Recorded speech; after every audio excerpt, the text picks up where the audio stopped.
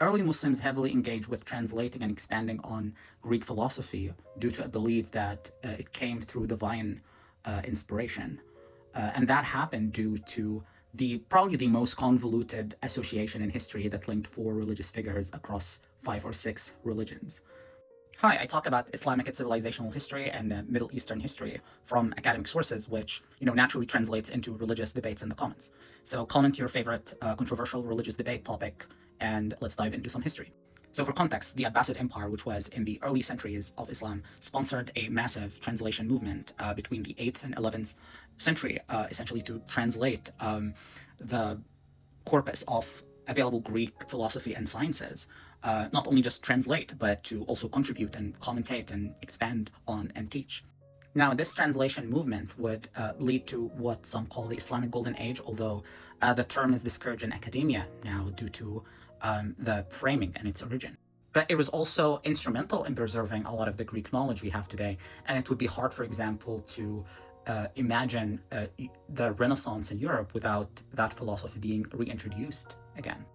This included the vast majority of the Aristotelian corpus, or medical texts from Galen, for example.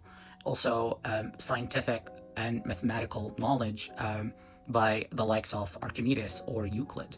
But the movement itself was characterized by this unusual eagerness. The Abbasids write that, Caliph al-Ma'mun had dreams about Aristotle, once inspired him to seek Greek wisdom, and kept sending treasure to the Eastern Roman Empire, to Constantinople, in exchange for manuscripts.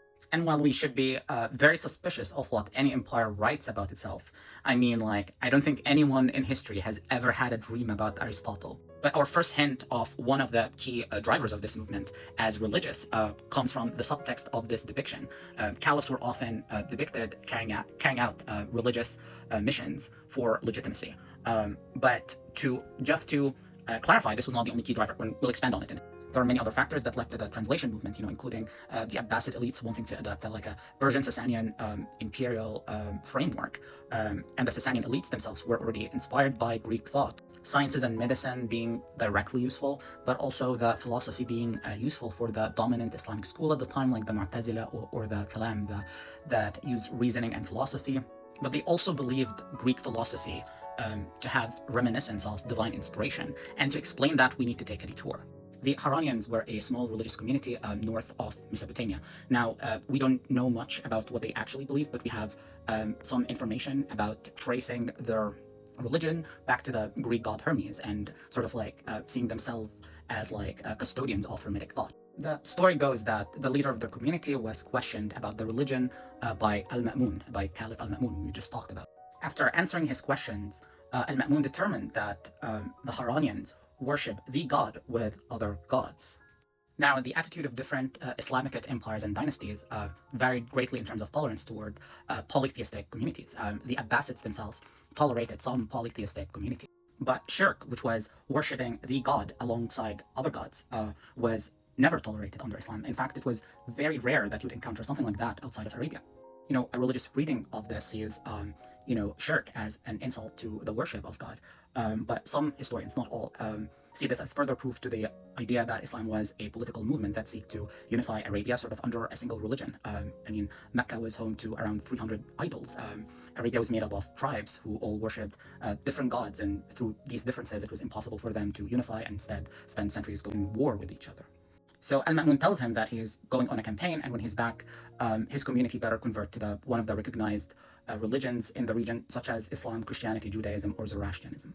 So distressed, he goes to an Islamic jurist and asks him what should he do. So the jurist tells him that there's this group mentioned in the Quran as a people of the book called Sabians, that nobody really knows who are the Sabians, so maybe they can claim the label and pretend to be the Sabians. Now, until this day, we don't know who are the Sabians or the Sabi'un, but they are likely a monotheistic group that existed in Arabia before the 8th century. They were not there anymore by the 8th century, and no information about them were preserved. Crazy enough, this magically fit in what's probably the longest link of cultural and religious crossover. So the Muslim scholars assumed that Hermes Trismegistus was the prophet for the Haranians, right? And they wanted to associate him with a prophet from the Quran or see if he's mentioned in the Quran. And in their search, they found that in the Jewish tradition, Hermes Trismegistus was already associated with the biblical figure Enoch. And in previous Islamic scholarly work, the biblical figure Enoch was already associated with the prophet Idris. Let me break this down just to showcase how wild this connection is. So the Hebrew biblical figure Enoch, who was the Christian theologians would place before Abraham's time, so before 2000 BCE, was raised to heaven. Who, by the way, this is his connection to the prophet Idris, because the connection was made because he was also raised to heaven. Thoth, ancient Egyptian god of wisdom, who was the patron of learning and inventor of writing. Hermes Trismegistus, born in Hellenistic Egypt when the Greeks equated the Greek god Hermes with the Egyptian god Thoth, a prophet philosopher preaching divine wisdom.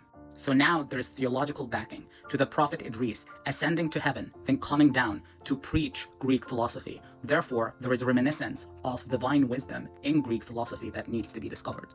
A figure that connects Judaism, Christianity, Islam with ancient Egypt and ancient Greece somehow. Have to re-emphasize again, this was not the only driving factor, but it did provide sort of like religious backing to the mission.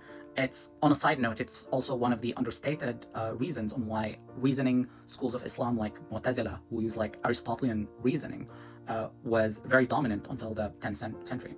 That connection would also not be as important later on. I mean, we have later philosophers such as Ibn Sina or Avicenna would emphasize that divine truth can be reached with divine inspiration, but one can also reach it through reason. Just to highlight that it wasn't just a translation movement, Ibn Sina or Avicenna, who was, aside from being responsible for writing the Canon in medicine, which was the go-to encyclopedia in medicine in Europe for 500 years until the 17th century, actually where the English word canon comes from, in Arabic it's al-Qanun or law. He also contributed to philosophy through works such as the Book of Healing, which was greatly influential in shaping European metaphysics. In fact, by high medieval times, it was, if you're a Western philosopher or a doctor, then his name was inescapable. Until the 16th century, it was almost impossible to read Aristotle in Europe without the commentary of Ibn Rushd. In fact, Aristotle was often called the philosopher, and Ibn Rushd was called the commentator. In part, this was also due to the immense work that was done by him to translate forgotten ancient Greek idioms that are frequently used in Aristotle's work.